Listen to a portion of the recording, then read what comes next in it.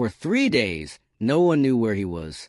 No signal.no trail.no sound but wind and moving water.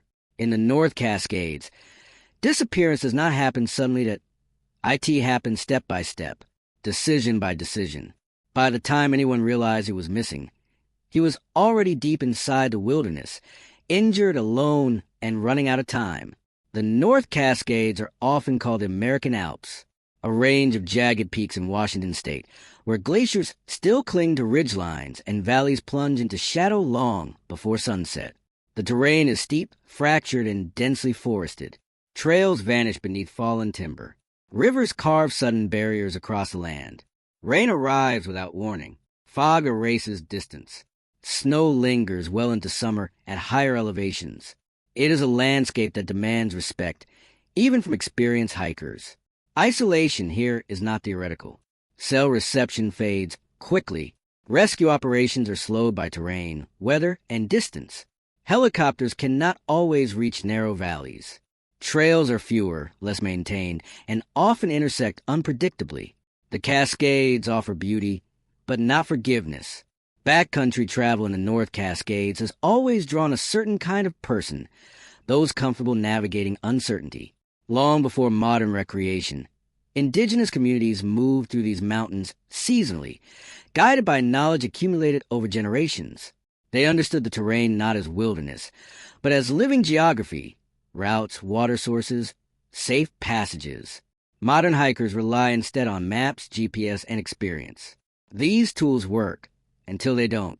Weather shifts, batteries die, trails wash out, and when they do, survival depends less on preparation than on judgment. The smallest decisions begin to matter. He was not reckless. He had experience. Day hikes, overnight trips, navigation training. He carried the basics: water, food, layers, a map, a phone, and a small emergency kit. The trip was meant to be simple. A solo hike into a lesser-known section of the North Cascades, one he had read about but never explored. A quiet day, a familiar rhythm. He planned to follow an established trail to a viewpoint, rest, then return the same way. No summit attempt, no overnight stay, no unnecessary risks. Just a few hours in the mountains. It happened late in the morning. He reached a fork in the trail. One path marked clearly, the other faint, nearly erased by time and weather. The map suggested both routes eventually reconnected. The unmarked trail looked passable. Shorter, more direct. He hesitated, then turned onto it. That was a decision. Small, logical, almost invisible in the moment, but the path deteriorated quickly. Brush thickened, footing shifted. The trail narrowed into fragments. Eventually, it disappeared entirely. By the time he realized it, he was already off route, and in terrain where retracing steps is never as simple as turning around. Navigation became uncertain. He checked his map, tried to orient himself using ridgelines and sun position, but the forest canopy blocked visibility. The ground sloped steeply downward. As a stream appeared below it, he moved toward it, assuming it would lead back toward the main trail. Instead, it led deeper into the valley. The terrain changed from packed earth to loose rock and moss-covered roots. One misstep became two. Then the fall. Not dramatic, not cinematic, just a foot slipping on wet stone. His ankle twisted beneath him, and he went down hard. The pain came quickly, sharp, immediate. Standing was possible. Walking was not. In survival scenarios, there is a moment when a situation changes categories. Not discomfort, not inconvenience. Danger. He tried to walk, managed a few steps. The ankle buckled again. He sat, listened. Nothing but wind through branches and distant water. No voices, no movement, no trail. He checked his phone. No signal. Battery at 43%. He inventoried what he had. Water, half a liter remaining. Energy bars, light jacket, emergency blanket, basic first aid kit. No overnight gear, no fire starter beyond a lighter, no shelter. He wrapped the ankle, elevated it, and waited. Rest was the first strategy. Panic wastes energy. Movement without direction compounds risk. He stayed where he was. Hours passed. The temperature dropped earlier than expected as shadows filled the valley. He realized he might be spending the night. He built a makeshift shelter using fallen branches and an emergency blanket. Not comfortable, but enough to reduce wind exposure. Water became the immediate concern. He crawled toward the stream, refilled his bottle, and purified it with tablets from his kit. The routine formed quickly. Secure water. Limit movement. Preserve warmth. Stay visible if possible. He resisted the urge to move downhill blindly. In the Cascades, moving without orientation often makes rescue harder, not easier. Night arrived fully. The forest shifted.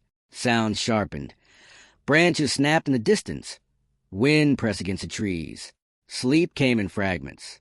Morning brought clarity and pain. The ankle had swollen significantly. Weight-bearing was limited.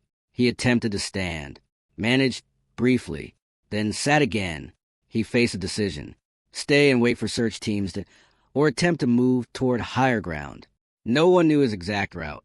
He had not filed a formal plan. Search might not begin immediately. Waiting carried its own risk. He chose limited movement. Using a stick for support, he began working slowly uphill, aiming for elevation, visibility, and potential signal. Progress was slow, painful, measured in yards, not miles. Each step required planning. Where to place weight, which rocks were stable, how to avoid slipping again. Isolation alters perception. Time stretches. Silence becomes loud. Thoughts loop. He began speaking aloud, not from fear, but focus. Naming tasks, repeating plans. It provided structure. Humans anchor identity through interaction. When alone, that structure must be recreated internally. He kept moving. Slowly. Survival becomes routine. Water collection, rest intervals, small movements, energy conservation. He rationed food. Ate only when necessary. Pain dulled slightly as adrenaline faded. Fatigue replaced urgency. By afternoon, clouds rolled in. Light rain followed. He used the emergency blanket as a canopy and waited it out. Hypothermia became a new concern. Wet clothing, cooling air.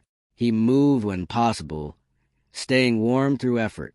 Late on the second day, he reached a ridge. Not high, but open enough. He checked his phone again. One bar of signal flickered, then vanished. He raised it higher. Waited. Signal returned briefly. He managed a text. Short, direct, off trail, injured, near stream, ridge above valley. Then the signal dropped. He didn't know if it sent.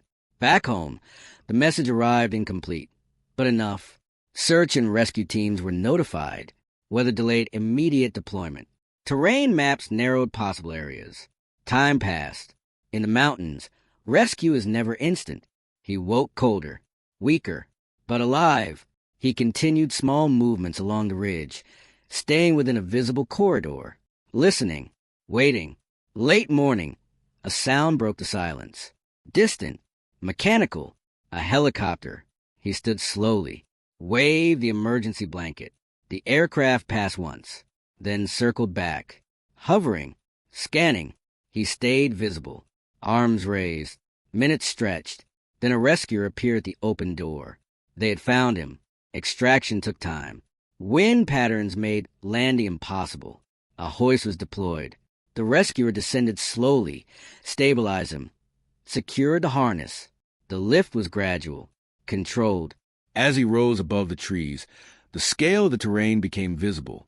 Endless ridges, valleys folding into distance. No obvious path. He realized how easily a person could vanish here.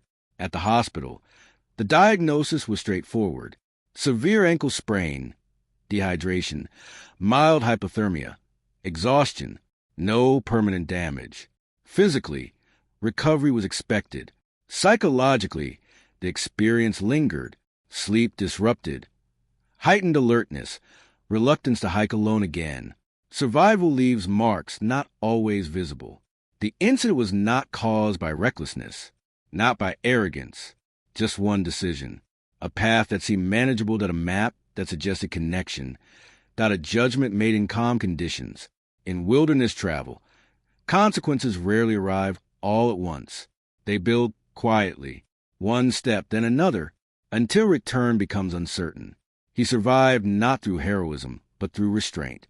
He stayed when movement would have worsened things, conserved energy, created structure.